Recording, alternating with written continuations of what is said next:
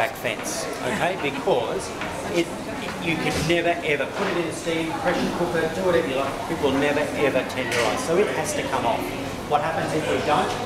Generally, sinew through the cooking process will shrink and it turns the meat inside out. It turns back onto itself. So when you go to the pub next and your steak shrivels back up onto itself, you know they haven't taken all the sinew off. So that's the first thing. The sinew has to come off. And then around the sinew we'll also see some of this other stuff. And this is fat. And the difference between the two and how to tell the difference, sinew you can't pull, fat you can squeeze between your fingers and almost get it to a point where it disappears. Now fat, in moderation, is flavour. Okay, so fat's not a bad thing. It's good. So to show you, because we've got 4 fillets here to clean. So are you watching? Okay. It says 1, 2, 3, 4. That have to, okay. So what we need to do is work our way all around the fillet. Now the fillet generally, and this also applies for a beef fillet, there are 3 components to an eye fillet. This big bit at the top is what we call a butt, or the butt of the fillet. A butcher will generally sell a butt fillet as a roasting piece of fillet. Okay? Why? And always cheaper. Why? Because there's labour in cleaning the butt. Then we've got the middle, or the true centre, and that's the most expensive part of the fillet. And then there's the tail. And the tail, particularly with beef fillet, is the one the butcher squashes down, puts a bit of bacon around, you know, on a stick.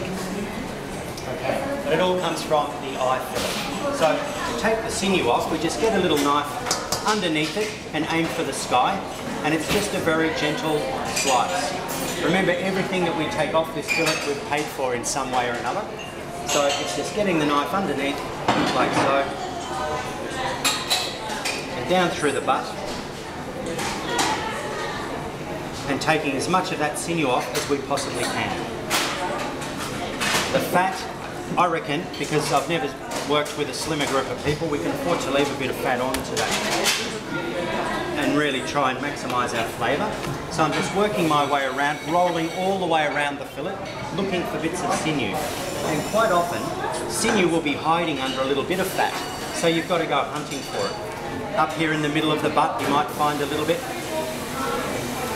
But on the whole, this is a really beautiful, clean piece of veal fillet. And I love the colour. I think because it's nice and light, it's going to pick up all of this truffle flavour. Wow. There we go. Around we go. But I'm going to hand this to you and make sure I haven't missed any. And you just try and get your knife underneath, whatever you can, and flip it out. There we go. So as long as there's fat, you can give these offcuts to the dog. That's okay. Just remember, sinew, avoid get over the fence. I love my neighbour, I just can't stand his cat. Okay, that's it. A little bit of sinew there, and off we go.